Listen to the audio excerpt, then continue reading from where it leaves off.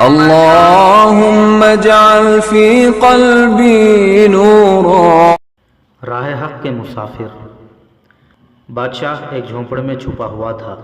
یہ واقعہ اپریل 1175 رمضان المبارک 570 کا ہے، جب 3 مسلمان حکمران نور الدین زنگی کا بیٹا الملک الصالح گمشتگین اور سیف الدین غازی سلطان صلاح الدین ایوبی کے مقابلے میں آئے تھے۔ ان کی پشت پناہی صلیبی کر رہے تھے۔ صلیبیوں نے انہیں گھوڑے، اونٹ، آتش گیر سیاہ کے مٹکے اور دیگر اسلحہ دیا تھا۔ صلیبیوں نے ضروری نہیں سمجھا تھا کہ وہ سلطان ایوبی کو میدان جنگ میں ہی شکست دیں۔ اصل مقصد شکست دینا اور سرزمین عرب پر قبضہ کر کے اسلام کو ختم کرنا تھا۔ فلسطین صلیبیوں کے قبضے میں تھا۔ انہوں نے مسلمانوں کی 2-3 کمزوریاں بھانپ لی تھیں۔ یہ تھیں اقتدار کی ہوس، زر، زن اور عیش پرستی۔ صلیبی یورپ سے یہ توقع لے کر آئے تھے کہ وہ اپنے برتر اسلحہ، فوجوں کی افراد اور بحری جنگی قوت سے مسلمانوں کو تھوڑے سے عرصے میں ختم کر کے قبلہ اول اور خانہ کعبہ پر قابض ہو جائیں گے اور اسلام کا خاتمہ کر دیا جائے گا۔ مذہب کوئی درخت نہیں جسے جڑوں سے کاٹ دیا جائے تو سوکھ کر ختم ہو جائے گا۔ مذہب کسی ایک کتاب یا کتابوں کے انبار کا نام نہیں جسے جلا دیا جائے تو مذہب جل کر راکھ ہو جائے گا۔ مذہب عقائد اور نظریات کا نام ہے جو انسان کے ذہن و دل میں محفوظ ہوتے ہیں اور انسان کو اپنا پابند کیے رکھتے ہیں۔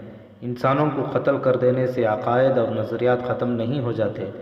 کسی مذہب کو ختم کرنے کا ذریعہ صرف یہ ہے کہ ذہنوں اور دلوں میں تعیش پسندی اور لذت پرستی ڈال دی جائے۔ عقائد اور نظریات کی گرفت ڈھیلی پڑنے لگتی ہے اور انسان آزاد ہوتا چلا جاتا ہے۔ یہودیوں اور صلیبیوں نے مسلمانوں کے لیے یہی جال تیار کیا۔ سرزمین عرب اور مصر میں لا کر بچھایا تو مسلمان امراء اس میں آنے لگے۔ ملت اسلامیہ کی یہ بدبختی ہے کہ مسلمان اقتدار اور عورت کی خاطر عقیدے قربان کر دیا کرتا ہے۔ نور الدین زنگی اور صلاح الدین ایوبی کے دور میں یہ میٹھا زہر مسلمان حکمرانوں اور امراء کی رگوں میں اتر چکا تھا اور صلیبی فلسطین پر قابض ہو چکے تھے۔ متعدد مسلمان ریاستیں ایسی تھیں جن پر صلیبیوں کا قبضہ تو نہیں تھا، لیکن ریاستوں کے امراء کے دلوں پر انہی کا قبضہ تھا۔ صلیبی اور یہودی مسلمانوں کی کردار کشی میں اس حد تک کامیاب ہو چکے تھے کہ کسی بھی مسلمان سالار کے متعلق یقین سے نہیں کہا جا سکتا تھا کہ وہ سلطنت اسلامیہ کا وفادار ہے۔ زنگی اور ایوبی کے لیے یہ غدار بہت بڑا مسئلہ بن گئے تھے۔ 1174 سے 1175 میں سلطان ایوبی اور فلسطین کے درمیان کلمہ گو بھائی حائل ہو گئے تھے۔ صلیبی دور بیٹھے تماشا دیکھ رہے تھے۔ سلطان ایوبی ہر میدان میں صلیبیوں کو شکست پہ شکست دیتا چلا آ رہا تھا، مگر صلیبیوں نے مسلمان امراء کو ہی اس کے مقابلے پر کھڑا کر دیا۔ اس کا بے حد تکلیف دہ پہلو یہ تھا کہ نور الدین زنگی کا اپنا بیٹا الملک الصالح اسماعیل اس کی وفات کے بعد سلطان ایوبی کے مخالف کیمپ میں چلا گیا۔ وہ بادشاہ جو اپریل 1175 میں ایک جھونپڑے میں بیٹھا تھا، الملک الصالح کا اتحادی سیف الدین غازی تھا۔ ان کا تیسرا اتحادی گمشتگین تھا۔ آپ اس معرکے کی تفصیل پڑھ چکے ہیں جس میں سلطان ایوبی نے ان تینوں کی متحدہ فوج کو ایسی شرمناک شکست دی تھی کہ تینوں اپنی اپنی فوج کے مرکز ہیڈ کوارٹر کے خیمے ساز و سامان سمیت چھوڑ کر بھاگ گئے تھے۔ ان کی جو جنگی قیدی سلطان ایوبی کی فوج نے پکڑے تھے انہیں مسلمان سمجھ کر رہا کر دیا گیا تھا۔ یہ سلطان ایوبی کی قوم پرستی اور کشادہ ظرفی تھی جو اسے مہنگی پڑی۔ یہ قیدی واپس گئے تو انہیں فوج میں لے کر چند دنوں میں بکھری ہوئی فوجیں منظم کر لی گئی۔ یہ تو چند دنوں بعد کی بات ہے۔ میدان جنگ سے الملک الصالح، سیف الدین غازی اور گمشتگین کا بھاگنا بڑا عجیب تھا۔ انہیں ایک دوسرے کا ہوش نہیں تھا۔ گمشتگین ہرن کا قلعے دار تھا جو بغداد کے خلافت کے تحت تھا، لیکن جنگ سے پہلے اس نے خود مختاری کا اعلان کر دیا تھا۔ وہ بھاگا تو ہرن جانے کے بجائے حلب چلا گیا، جسے الملک الصالح نے اپنا دارالخلافہ بنا رکھا تھا۔ وہ اس خوف سے ہرن نہیں گیا کہ سلطان صلاح الدین ایوبی تعاقب میں آ کر اسے پکڑ لے گا۔ سیف الدین ایک اور شہر موصل اور اس کے مسافات کا حکمران امیر تھا۔ وہ حکمران ہی نہیں سالار بھی تھا، میدان جنگ کے داؤ پیچ سے واقف تھا، مگر اس نے اپنا ایمان بیچ ڈالا تھا، جو مومن کی تلوار بھی ہوتا ہے ڈھال بھی۔ وہ میدان جنگ میں بھی حرم کی چیدہ لڑکیوں اور ناچنے والیوں کو ساتھ لے گیا تھا۔ شراب کے مٹکوں کے علاوہ خوبصورت پرندے بھی اس کے ساتھ تھے۔ وہ عیش و عشرت کا یہ سارا سامان وہیں چھوڑ کر بھاگا۔ اس کے ساتھ بھاگنے والوں میں اس کا نائب سالار اور ایک کمانڈر بھی تھا۔ اسے موصل جانا تھا، لیکن سلطان ایوبی کے چھاپہ مار دشمن اس کے عقب میں چلے گئے تھے۔ انہوں نے دشمن کی بکھری ہوئی فوج کے لیے پسپائی محال کر دی تھی۔ سیف الدین اور اس کے دونوں ساتھیوں نے شاید چھاپہ ماروں کی کوئی پارٹی دیکھ لی تھی، جسے بچنے کے لیے وہ موصل کے راستے سے بھٹک گئے۔ یہ علاقہ اس دور میں عجیب تھا، ریگستان بھی تھا، چٹانی بھی اور کہیں سرسبز بھی۔ وہاں انہیں چھپنے کی جگہیں ملتی رہیں۔ وہ موصل سے تھوڑی ہی دور تھے، رات گہری ہو گئی تھی۔ انہوں نے چاندنی رات میں کچھ مکان نظر آئے۔ سیف الدین نے پہلے ہی مکان کے دروازے پر دستک دی۔ ایک سفید ریش بوڑھا باہر آیا۔ اس کے سامنے 3 گھوڑ سوار کھڑے تھے، جو اس قدر بری طرح ہانپ رہے تھے کہ بوڑھے نے پوچھا، معلوم ہوتا ہے تم بھی موصل کی فوج کے سپاہی ہو اور بھاگ کر آئے ہو۔ میں 2 دنوں سے سپاہیوں کو گزرتے دیکھ رہا ہوں۔ وہ پانی پینے کے لیے رکتے ہیں اور موصل کو چلے جاتے ہیں۔ یہاں سے موصل کتنی دور ہے؟ سیف الدین نے پوچھا۔ اگر تمہارے گھوڑوں میں دم ہے تو شہری تک پہنچ سکتے ہو، بوڑھے نے کہا۔ یہ گاؤں موصل کا ہی ہے۔ اگر تمہارے پاس جگہ ہو تو کیا ہم رات تمہارے ہاں گزار سکتے ہیں؟ سیف الدین نے پوچھا۔ جگہ دل میں ہوا کرتی ہے، بوڑھے نے جواب دیا۔ گھوڑوں سے اترو اور اندر چلو۔ ایک کمرے میں وہ تینوں مشعل کی روشنی میں بیٹھے تھے تو بوڑھے نے ان کے لباس کو غور سے دیکھا۔ ہمیں پہچاننے کی کوشش کر رہے ہو؟ سیف الدین نے مسکرا کر پوچھا۔ میں دیکھتا ہوں کہ تم سپاہی نہیں ہو، بوڑھے نے کہا۔ تمہارا رتبہ سالاری تک ہو سکتا ہے۔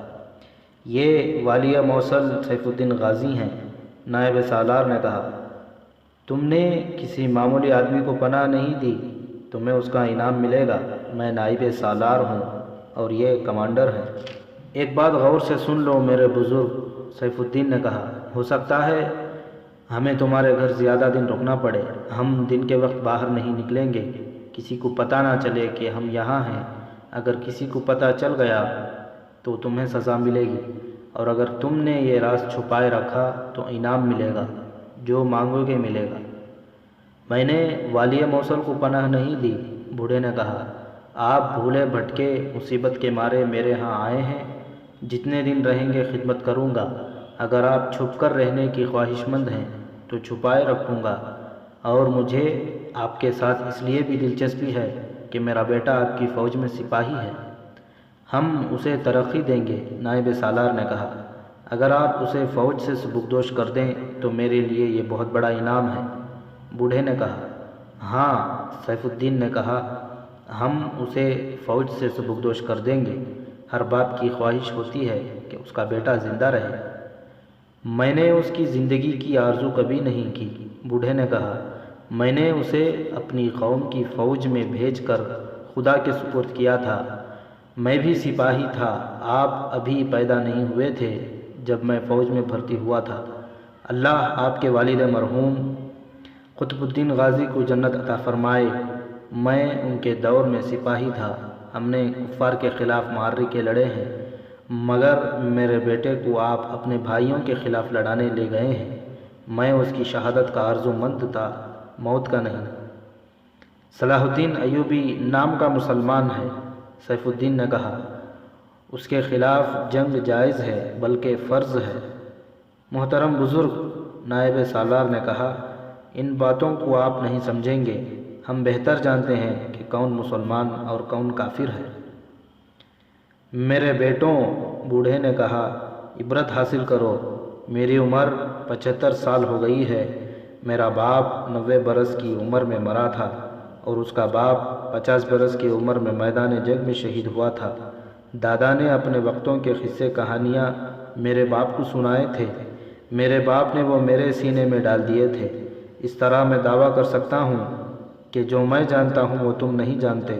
بادشاہی کی ہوس نے جسے بھی بھائی سے لڑایا وہ ایک نہ ایک دن بھاگ کر کسی غریب کے جھونپڑے میں جا چھپا۔ جو تم سے پہلے گزر گئے ہیں ان کا بھی یہی انجام ہوا تھا۔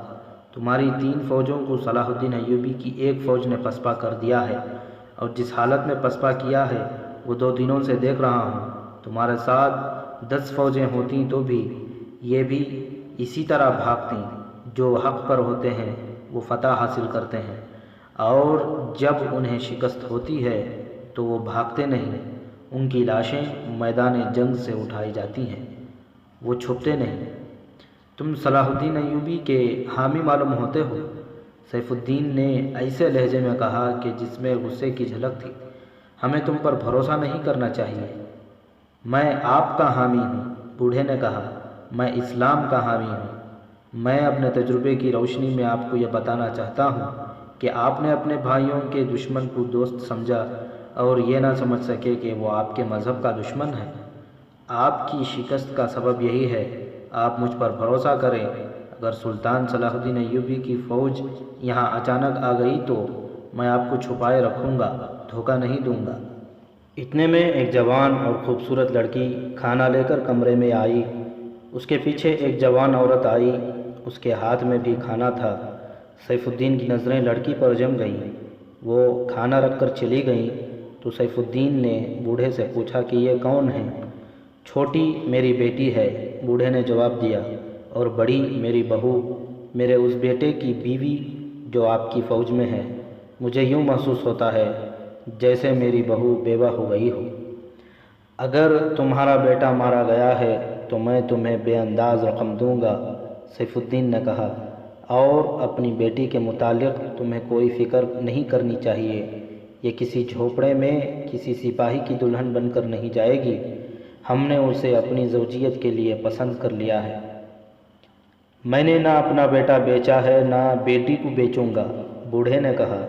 جھونپڑے میں پل کر جوان ہونے والی بیٹی کسی سپاہی کے جھونپڑے میں ہی اچھی لگتی ہے۔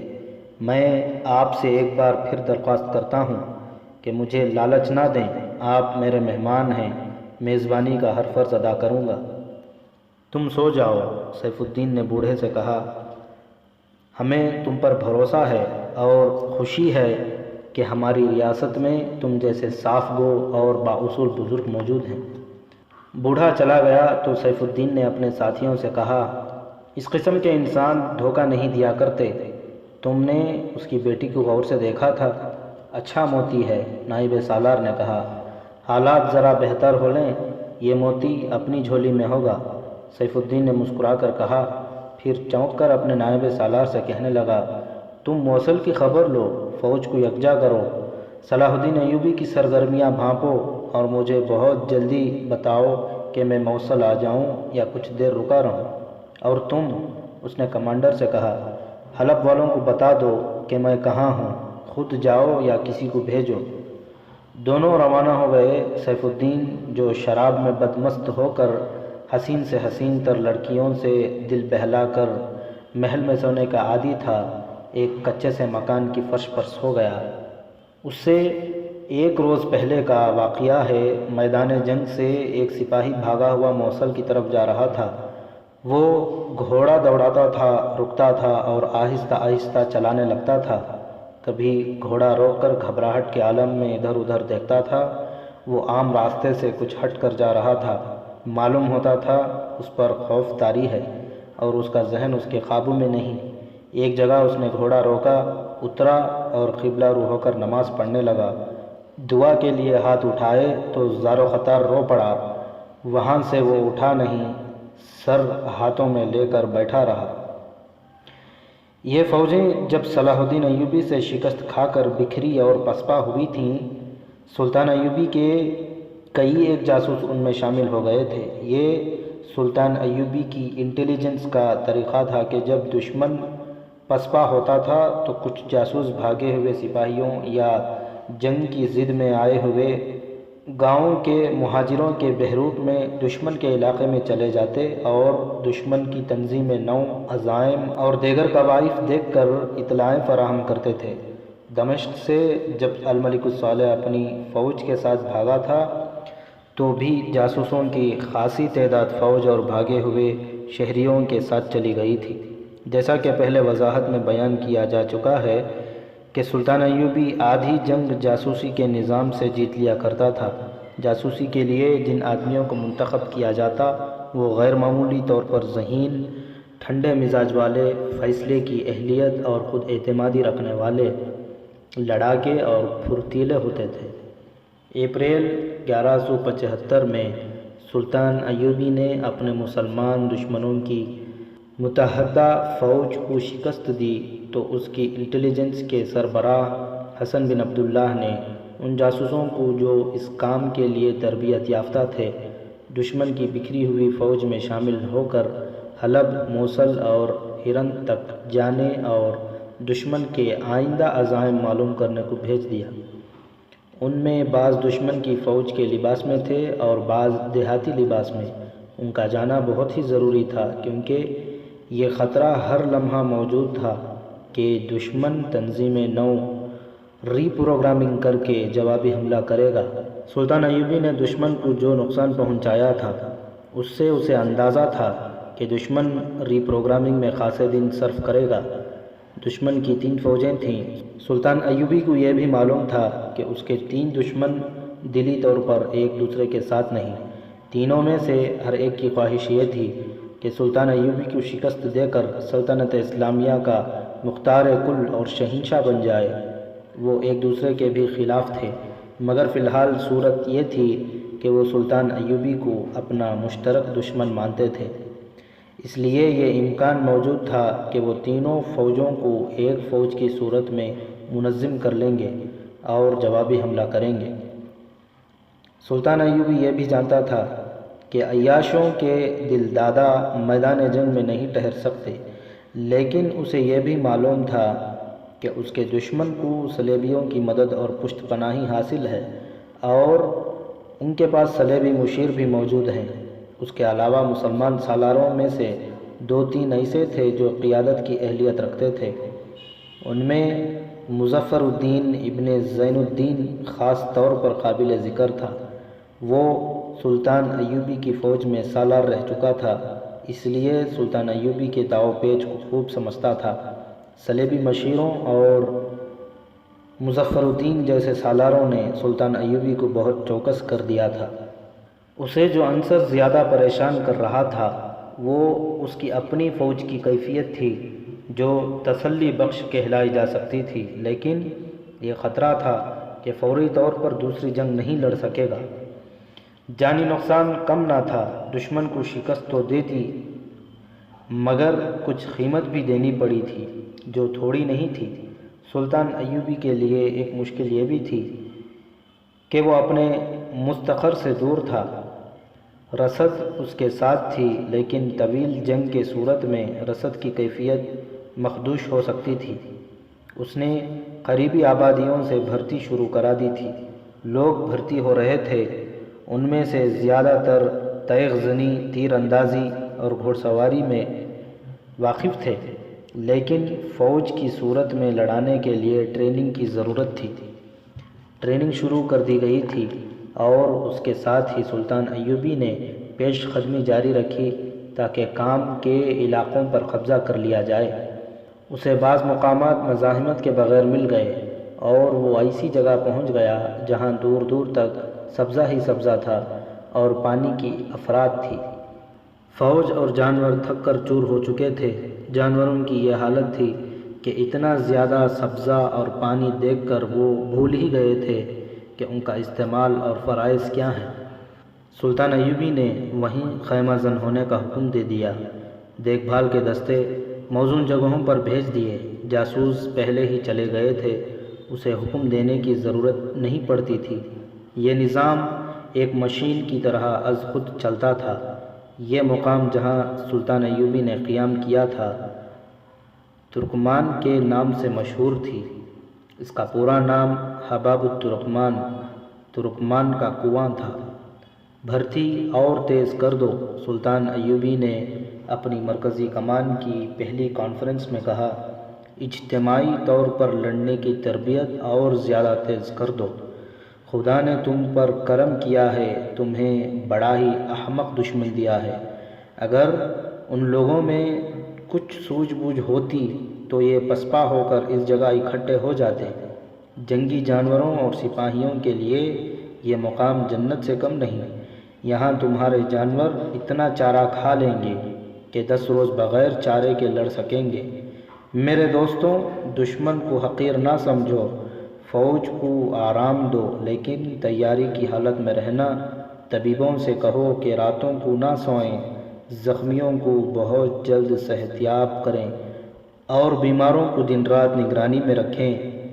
اور یاد رکھو، ہمارا مقصد اپنے بھائیوں کو قتل کرنا یا انہیں برا بھلا کہنا اور دھتکارنا نہیں۔ ہماری منزل فلسطین ہے۔ اگر آپس میں دست و گریباں ہوتے رہیں تو صلیبی اپنے مقصد میں کامیاب ہو جائیں گے۔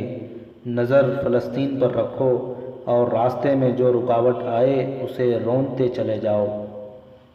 اسی مقام پر صلاح الدین ایوبی کو الملک الصالح کی طرف سے صلح کا پیغام ملا تھا، جس کا تفصیلی تذکرہ پچھلی قسط میں کہا گیا ہے۔ سلطان ایوبی نے اپنی شرائط پر صلح نامہ قبول کر لیا۔ اس سے اسے یہ اطمینان ہو گیا کہ اس کے دشمن نے ہتھیار ڈال دیے۔ سلطان ایوبی نے یہ ثابت کرنے کے لیے کہ وہ اپنے بھائیوں کو دشمن نہیں سمجھتا، عالی ظرفی کا یہ مظاہرہ کیا تھا کہ اس نے دشمن کے جو جنگی قیدی پکڑے تھے انہیں مختصر سا واز دے کر رہا کر دیا تھا۔ الملک الصالح کے صلح نامے پر اپنی مہر ثبت کرنے سے پہلے بھی اس نے کوئی کڑی شرط نہ رکھی، کیونکہ وہ اپنے مسلمان بھائیوں کو ذہن نشین کرانا چاہتا تھا کہ تمہارا دشمن میں نہیں ہوں، صلیبی ہیں۔ اس پیغام نے اسے جو اطمینان دیا تھا وہ 3-4 دنوں سے زیادہ نہ رہا، کیونکہ اسے الملک الصالح کا ایک اور پیغام ملا۔ اس نے کھول کر دیکھا تو یہ اس کے نام نہیں بلکہ سیف الدین غازی کے نام تھا، جو غلطی سے قاصد سلطان ایوبی کے پاس لے کر آیا تھا۔ پچھلی قسط میں اس پیغام کا تفصیلی ذکر کیا گیا ہے۔ اس پیغام سے یہ ظاہر ہوا کہ سیف الدین غازی سلطان ایوبی کے دشمن نمبر 2 نے الملک الصالح کو لکھا تھا کہ اس نے سلطان ایوبی کے ساتھ صلح کر کے غلطی کی ہے اور اپنی اتحادیوں کو دھوکہ دیا ہے۔ سیف الدین نے اس کے پیغام کے جواب میں الملک الصالح نے اسے لکھا تھا کہ تم لوگ بے فکر رہو، میں نے صلاح الدین ایوبی کو صلح کا دھوکہ دیا ہے تاکہ وہ اس حالت میں ہم پر نہ آ دھمکے جبکہ ہماری فوجیں فوری طور پر مقابلے کے لیے تیار نہیں۔ میں جانتا ہوں کہ صلاح الدین ایوبی کی نظر حلب پر ہے، اس کی فوج بھی ابھی حملے کے لیے تیار نہیں۔ میں نے وقت حاصل کرنے کے لیے اسے صلح کا جھانسا دیا ہے۔ تم لوگ اپنی اپنی فوج کو منظم کرو۔ صلیبی مشیر میری فوج کو تیزی سے منظم اور تیار کر رہے ہیں۔ تم مجھ سے اتفاق کرو گے کہ ہم ابھی لڑنے کے قابل نہیں۔ اس سے پہلے بتایا جا چکا ہے کہ الملک الصالح نور الدین زنگی کا بیٹا تھا، جس کی عمر صرف 13 سال تھی۔ نور الدین زنگی فوت ہو گیا تو انتظامیہ اور فوج کی مفاد پرست حکام نے الملک الصالح کو نور الدین زنگی کا جانشین بنا کر اسے سلطان کا خطاب دے دیا، پھر اسے اپنے ہاتھوں میں کٹ پتلی بنا لیا۔ سلطنت اسلامیہ بکھرنے لگی۔ سلطان ایوبی مصر سے دمشق گیا۔ الملک الصالح اور اس کے حواری دمشق کی فوج کے کچھ حصے اس کے ساتھ بھاگ کر حلب چلے گئے اور اس شہر کو دارالسلطنت بنا لیا۔ ملک الصالح کو حواری استعمال کر رہے تھے۔ سلطان ایوبی کو صلح کا دھوکہ انہی لوگوں نے صلیبی مشیروں کے مشورے سے دیا تھا، مگر پیغام سیف الدین کے پاس جانے کے بجائے سلطان ایوبی کے ہاتھ آ گیا۔ یہ اس دور کی تاریخ کا ایک مشہور واقعہ ہے۔ بعض مورخین نے لکھا ہے کہ قاصد یہ پیغام غلطی سے صلاح الدین ایوبی کے پاس لے گیا تھا، لیکن مسلمان مورخین نے، جن میں سراج الدین قابل ذکر ہے، دعووں سے لکھا ہے کہ قاصد سلطان صلاح الدین ایوبی کا جاسوس تھا۔ سلطان ایوبی کو اس پیغام نے پریشان کر دیا، لیکن اس کی پریشانی سے متاثر ہو کر فوری طور پر کوچ اور حملے کا حکم نہ دیا۔ دشمن کی طرح اسے بھی اپنی فوج کی کیفیت کو بہتر بنانے کی ضرورت تھی۔ اس کے پیش نظر سب سے پہلے اہم پہلو یہ تھا کہ اس کا دشمن اپنے مستقر کے قریب تھا اور وہ خود مستقر سے بہت دور۔ رسد کا راستہ طویل اور غیر محفوظ ہو گیا تھا۔ اس کے علاوہ وہ اندھا دھند پیش قدمی کا قائل نہیں تھا۔ جاسوسوں کی مستند رپورٹوں کے بغیر وہ آگے نہیں بڑھتا تھا، اس کے بجائے وہ دشمن کو آگے آنے کی مہلت دیتا تھا۔ چنانچہ اس نے حسن بن عبداللہ سے کہا کہ وہ کچھ اور جاسوس دشمن کے علاقے میں بھیج دے جو بہت جلدی معلومات حاصل کر کے بھیجیں۔ اس کے علاوہ اس نے کچھ اور ضروری انتظامات کیے۔ اس نے اپنی مرکزی کمان سے کہا کہ وہ حملہ نہیں کرے گا بلکہ دشمن کو حملے کی مہلت دے گا تاکہ وہ اپنے اڈے سے دور نکل آئیں۔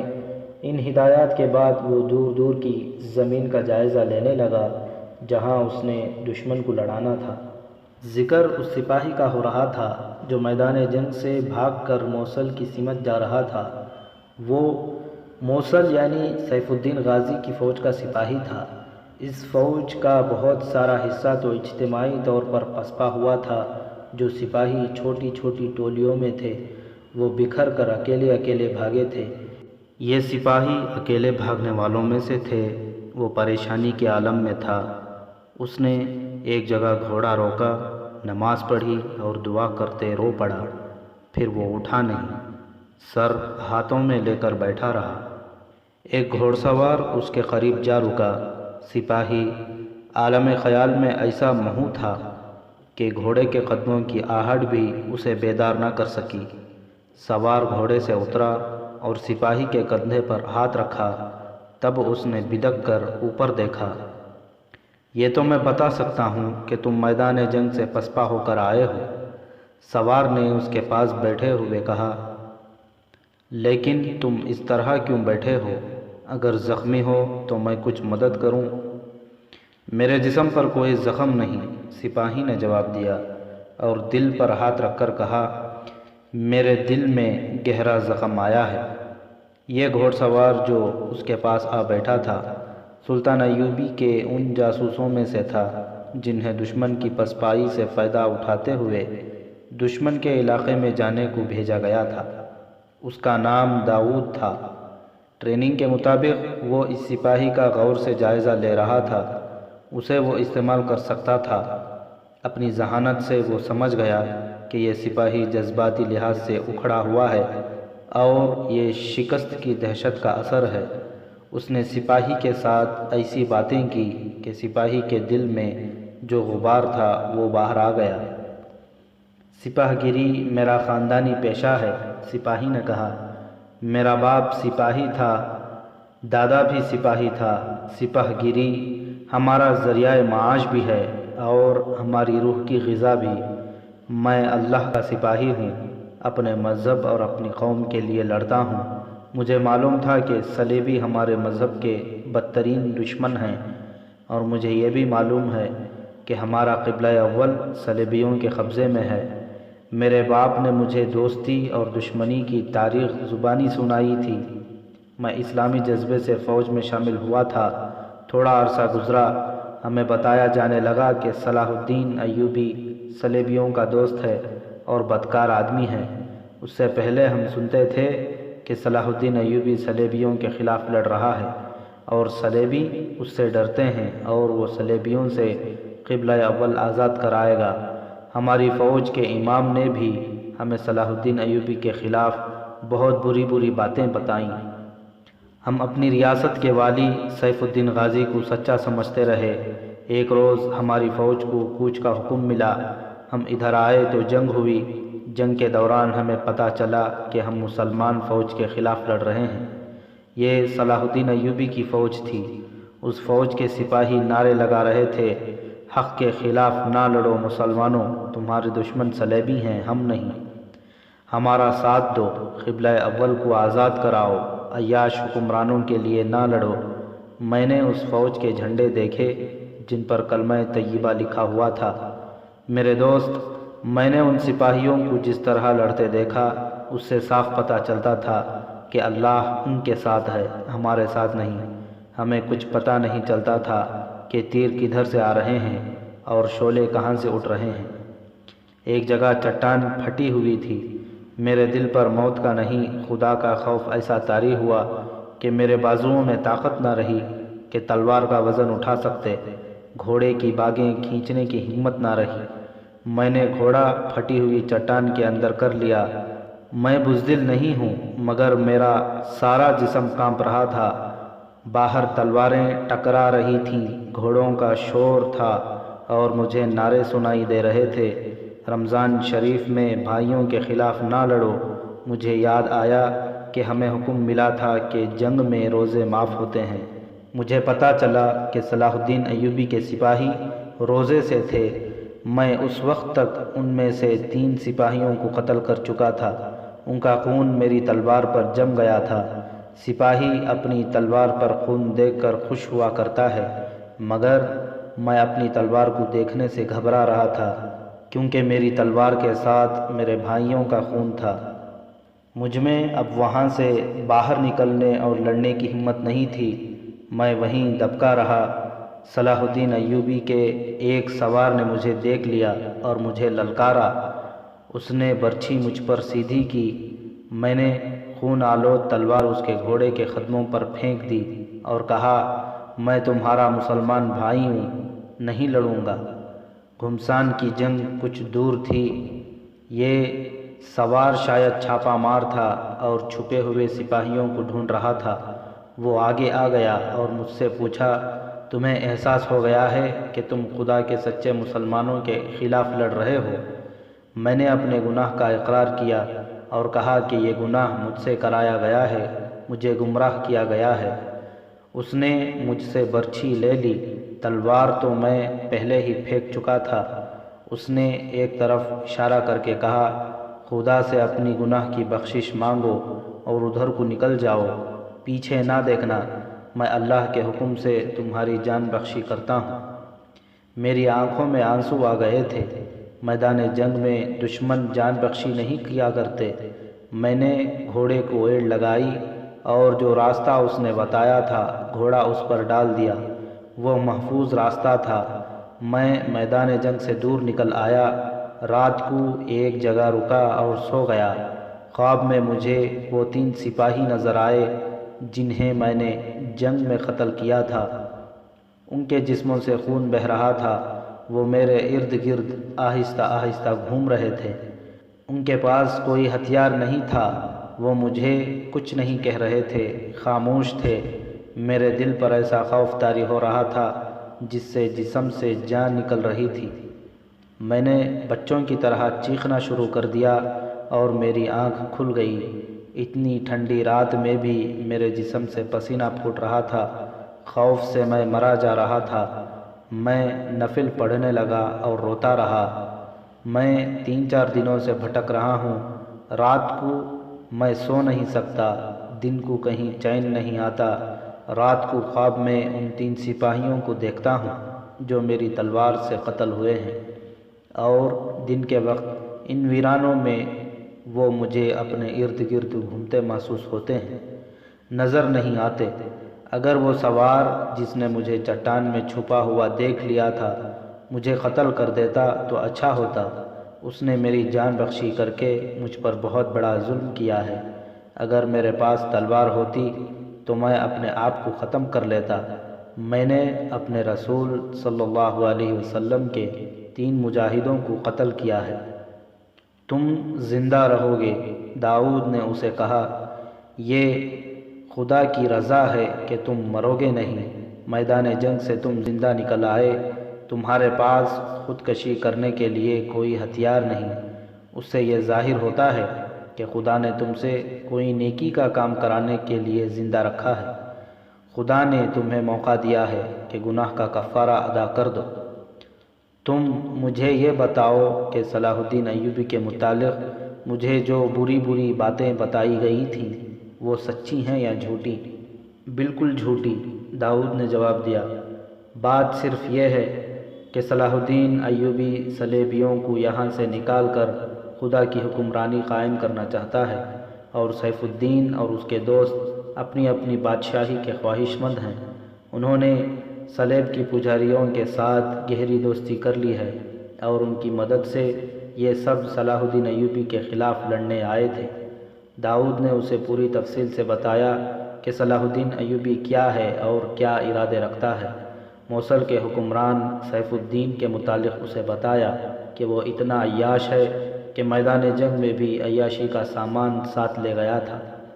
مجھے یہ بتاؤ کہ میں صلاح الدین ایوبی کے ان 3 سپاہیوں کے خون کا خراج کس طرح ادا کر سکتا ہوں؟ سپاہی نے داؤد سے پوچھا، اگر یہ بوجھ میرے دل سے نہ اترا تو میں بہت بری موت مروں گا۔ اگر مجھے کہو تو میں والی موصل سیف الدین کا قتل کر دوں۔ ایسی بھی کوئی ضرورت نہیں، داؤد نے کہا۔ تم پسند کرو گے کہ میں تمہارے ساتھ چلوں؟ تم کون ہو؟ سپاہی نے پوچھا۔ میں نے یہ تو تم سے پوچھا ہی نہیں کہ تمہارا نام کیا ہے اور تم کہاں سے آئے ہو، کہاں جا رہے ہو؟ میرا نام حارث ہے، میں موصل جا رہا ہوں۔ داؤد نے جھوٹ بولا، وہیں کا رہنے والا ہوں، جنگ کی وجہ سے میں راستے سے دور جا رہا ہوں۔ اگر تمہارا گاؤں راستے میں پڑتا ہے تو وہاں رکوں گا۔ میرا گاؤں دور نہیں، سپاہی حارث نے کہا۔ تم میرے گھر نہیں رکو گے تو زبردستی روکوں گا۔ تم نے میری زخمی روح کو سکون دیا ہے، میں نے اتنی اچھی باتیں کبھی نہیں سنی تھیں۔ میں گھر ہی جاؤں گا، موصل کی فوج میں اب کبھی نہیں جاؤں گا۔ مجھے امید ہے کہ تم مجھے نجات کا راستہ دکھا سکو گے۔ والی موصل سیف الدین غازی بوڑھے کے کچے سے مکان میں فرش پر گہری نیند سویا ہوا تھا۔ وہ کئی راتیں جاگا تھا۔ آج رات وہ اتنی گہری نیند سویا کہ مکان کے باہر والے دروازے پر دستک ہوئی تو اس کی آنکھ نہ کھلی۔ رات آدھی گزر گئی تھی۔ سفید ریش بوڑھے کی آنکھ کھل گئی۔ اس کی بیٹی اور بہو بھی جاگ اٹھیں۔ بوڑھے نے اکتائے ہوئے لہجے میں کہا، معلوم ہوتا ہے صلاح الدین ایوبی کا بھگایا ہوا موصل کا کوئی اور کمانڈر یا سپاہی آیا ہے، راستے میں گھر نہیں ہونا چاہیے۔ اس نے دروازہ کھولا تو باہر 2 گھوڑے کھڑے تھے، سوار اتر آئے تھے۔ حارث نے سلام کیا تو بوڑھا اس کے ساتھ لپٹ گیا، مگر اس نے محبت کی بے تابی کا اظہار الفاظ میں نہ کیا۔ بولا، میرے عزیز بیٹے، مجھے خوشی ہے کہ حرام موت سے بچ آئے ہو، ورنہ جب تک میں زندہ رہتا لوگوں سے یہی سنتا رہتا کہ تمہارا بیٹا اسلامی فوج کے خلاف لڑا تھا۔ اس نے اپنے بیٹے کے ساتھی داؤد کے ساتھ ہاتھ ملایا۔ داؤد کچھ کہنے لگا تھا، بوڑھے نے اپنے ہونٹوں پر انگلی رکھ دی، پھر سرگوشی میں کہا، تمہارا بادشاہ اور سالار اعلیٰ سیف الدین غازی اندر سویا ہوا ہے، گھوڑے خاموشی سے دوسری طرف لے جا کر باندھ دو اور اندر آ جاؤ۔ سیف الدین غازی؟ حارث نے حیرت سے کہا، یہاں کیسے آ گیا؟ شکست کھا کر، بوڑھے نے سرگوشیوں میں جواب دیا، اندر چلو۔ گھوڑے دوسری طرف سے اندر لے جا کر باندھ دیے گئے۔ داؤد اور حارث کو بوڑھا اندر لے گیا۔ حارث ہی اس کا وہ سپاہی بیٹا تھا جس کے متعلق اس نے سیف الدین کو بتایا تھا۔ حارث داؤد کو اسی کمرے میں لے گیا جہاں اس کی بیوی اور جوان بہن تھی۔ اس نے باپ سے کہا، اس کا نام داؤد ہے، اس سے بہتر اور کوئی دوست نہیں ہو سکتا۔ کیا تم بھی بھاگ کر آئے ہو؟ بوڑھے نے داؤد سے پوچھا۔ میں فوجی نہیں ہوں، داؤد نے جواب دیا، موصل جا رہا ہوں، جنگ نے مجھے راستے سے ہٹا دیا تھا۔ حارث مل گیا تو اس کے ساتھ چل پڑا۔ مجھے یہ بتاؤ کہ والی موصل ہمارے گھر میں کیسے آیا ہے؟ حارث نے اپنے باپ سے پوچھا۔ سفید ریش باپ نے اسے بتایا کہ وہ کس طرح آیا ہے۔ آج ہی رات آیا ہے، اس نے کہا۔ اس کے ساتھ ایک نائب سالار اور کمانڈر تھا۔ ان دونوں کو اس نے کہیں بھیج دیا ہے۔ میرے کانوں میں اس کے یہ الفاظ پڑے تھے کہ فوج کو یکجا کرو اور مجھے بتاؤ کہ وہ موصل آ جاؤں یا ابھی چھپا رہوں۔ میں اس وقت دروازے کے قریب تھا۔ کیا آپ نے اس کی باتوں سے محسوس کیا ہے کہ وہ موصل کی فوج کو یکجا کر کے فوری طور پر لڑنا چاہتا ہے؟ داؤد نے پوچھا۔ ابھی تو وہ اتنا ڈرا ہوا ہے کہ مجھے کہتا تھا کہ کسی کو پتہ نہ چلنے دو کہ یہ یہاں ہے۔ بوڑھے نے جواب دیا، میں اپنے تجربے کی بنا پر کہہ سکتا ہوں کہ اس کا یہ ارادہ صلاح الدین ایوبی کے خلاف لڑنے کا ضرور ہے۔ اپنے کمانڈر کو اس نے موصل کی بجائے کسی اور طرف بھیجا ہے۔ میں اسے قتل کروں گا، حارث نے کہا۔ اس نے مسلمان کے خلاف لڑایا ہے۔ اللہ اکبر کے نعرے لگانے والوں نے ایک دوسرے کا خون بہایا ہے، مجھے پاگل کیا ہے۔ وہ غصے سے بے قابو ہو کر اٹھا۔ دیوار کے ساتھ اس کے باپ کی تلوار لٹک رہی تھی، وہ لے لی۔ باپ نے پیچھے سے اسے دبوچ لیا۔ داؤد نے اس کا بازو پکڑ لیا۔ حارث بے قابو ہوا جا رہا تھا۔ باپ نے اسے کہا کہ پہلے میری بات سن لو۔ داؤد نے ابھی اسے روکا اور کہا کہ ایسے فیصلے کرنے سے پہلے سوچ لینا اچھا ہوتا ہے۔ ہم اسے قتل کر کے ہی چین کا سانس لیں گے، لیکن پہلے آپس میں صلح مشورہ کر لیں۔ حارث مان تو گیا، لیکن پھنکار رہا تھا۔ غصے کی شدت سے اس کی آنکھیں سرخ ہو گئی تھیں۔ اسے قتل کرنا کوئی مشکل کام نہیں۔ بوڑھے نے اپنے بھپرے ہوئے بیٹے کو بٹھا کر کہا، وہ گہری نیند سویا ہوا ہے، اسے تو میرے ناتواں بازو بھی قتل کر سکتے ہیں۔ اس کی لاش کو چھپایا بھی جا سکتا ہے، مگر اس کے جو 2 ساتھی چلے گئے ہیں وہ ہمیں چھوڑیں گے نہیں۔ وہ ہمیں شک میں پکڑ لیں گے، تمہاری جوان بیوی اور جوان بہن کے ساتھ بہت برا سلوک کریں گے۔ اگر ہم انہیں بتائیں گے کہ والی موصل چلا گیا ہے تو وہ نہیں مانیں گے، کیونکہ اس نے انہیں کہا تھا کہ وہ یہی واپس آئیں۔ معلوم ہوتا ہے آپ سیف الدین کو سچا سمجھتے ہیں، حارث نے کہا۔ آپ مسلمان کے خلاف مسلمان کی لڑائی کو بھی جائز سمجھتے ہیں۔ یہ بھی ایک وجہ ہے کہ میں اسے اپنے گھر میں قتل نہیں کرنا چاہتا، بوڑھے نے کہا۔ میں نے اسے صاف الفاظ میں بتا دیا ہے کہ میں اسے سچا نہیں سمجھتا۔ اس نے مجھے کہا کہ تم صلاح الدین ایوبی کے حامی معلوم ہوتے ہو۔ اس نے مجھے یہ لالچ بھی دیا کہ اگر تمہارا بیٹا جنگ میں مارا گیا تو میں اس کے عوض بہت رقم دوں گا۔ میں نے اس سے کہا کہ میں اپنے بیٹے کی شہادت کا خواہش مند ہوں، حرام موت یا رقم کا نہیں۔ سیف الدین میرے خیالات جان گیا۔ اگر ہم نے اسے قتل کر کے لاش غائب کر دی تو اس کا نائب سالار فوراً مجھے پکڑے گا اور کہے گا کہ تم صلاح الدین ایوبی کے حامی ہو، اس لیے تم نے والی موصل کو قتل کر دیا ہے۔ داؤد بھائی، حارث نے داؤد سے پوچھا، تم بتاؤ میں کیا کروں؟ تم نے میری جذباتی حالت دیکھی تھی۔ تم نے کہا تھا کہ خدا نے مجھے گناہ کا کفارہ ادا کرنے کے لیے زندہ رکھا ہے۔ اس سے بڑھ کر نیکی کا اور کیا کام ہو سکتا ہے کہ اس حکمران کو ختم کر دوں جس نے ہزاروں مسلمانوں کے ہاتھوں قتل کرایا ہے۔ تم دانشمند انسان ہو۔ اس ایک آدمی کو قتل کرنے سے کچھ حاصل نہ ہوگا، داؤد نے کہا۔ اس کے دوست بھی ہیں جو حلب میں ہیں اور ہرن میں بھی، ان کے بہت سے سالار ہیں اور ان کی 3 فوجیں ہیں۔ اکیلے سیف الدین کے قتل سے یہ سب صلاح الدین ایوبی کے آگے ہتھیار نہیں ڈال دیں گے۔ ہتھیار ڈلوانے کا طریقہ اور ہوتا ہے۔ اس کے لیے یہ ضروری ہے کہ ان سب کو میدان جنگ میں ایسا بے بس کر دیا جائے کہ ہتھیار ڈال دیں اور صلاح الدین ایوبی کی شرائط ماننے پر مجبور ہو جائیں۔ یہ کام صلاح الدین ایوبی کے سوا اور کون کر سکتا ہے؟ حارث نے کہا، میرے سینے میں جو آگ بھڑک رہی ہے وہ کس طرح سرد ہوگی؟ مجھے خدا 3 مجاہدین اسلام کا خون کیوں کر بخشے گا؟ داؤد بہت خوش تھا کہ اسے والی موصل یہیں مل گیا ہے۔ وہ حارث اور اس کے باپ کو یہ بتانے سے جھجک رہا تھا کہ وہ جاسوس ہے۔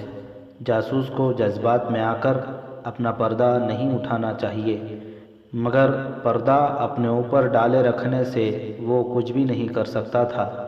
اس نے تو یہ سوچ لیا تھا کہ سیف الدین جہاں بھی جائے گا وہ اس کا تعاقب کرے گا اور اس کی سرگرمیوں کو غور سے دیکھے گا، لیکن اتنے دن حارث کے گھر میں ٹھہرنا مشکل نظر آ رہا تھا۔ اسے باپ بیٹے کے تعاون کی ضرورت تھی۔ یہ فیصلہ کرنے کے لیے کہ وہ اعتماد میں لے یا نہ لے، اس نے ان کے ساتھ اپنے انداز سے باتیں شروع کر دیں۔ اس نے دیکھا کہ حارث تو سیف الدین کو قتل کرنے پر تلا ہی ہوا ہے۔ اس کا باپ بھی صلاح الدین ایوبی کے اس دشمن کا نام حقارت سے لیتا ہے۔ اگر میں آپ کو ایسا طریقہ بتاؤں جس سے سیف الدین آئندہ اٹھنے کے قابل نہ رہے تو کیا آپ میرا ساتھ دیں گے؟ داؤد نے اس سے پوچھا، میرے بیٹے کی طرح تم جذبات سے نہیں سوچ رہے تو میں تمہارا ساتھ دوں گا، بوڑھے نے کہا، اور میں قتل سے ہٹ کر کچھ اور نہیں سنوں گا۔ حارث نے کہا، اگر تم اپنی عقل اور اپنے جذبات کی لگام میرے ہاتھ میں دے دو تو تمہارے ہاتھوں ایسا کام کراؤں جو تمہاری روح کو سکون اور چین سے مالا مال کر دے۔ داؤد نے دونوں کو بڑی غور سے دیکھا۔ حارث کی بیوی اور بہن ذرا الگ ہٹ کر بیٹھی سن رہی تھی۔ داؤد نے انہیں بھی غور سے دیکھا اور کہا، مجھے قرآن دو۔ حارث کی بہن نے اٹھ کر قرآن اٹھایا، آنکھوں سے لگایا، چوما اور داؤد کو دے دیا۔ داؤد نے بھی قرآن کو آنکھوں سے لگایا، چوما اور قرآن کھولا۔ اس نے ایک جگہ انگلی رکھی اور پڑھا،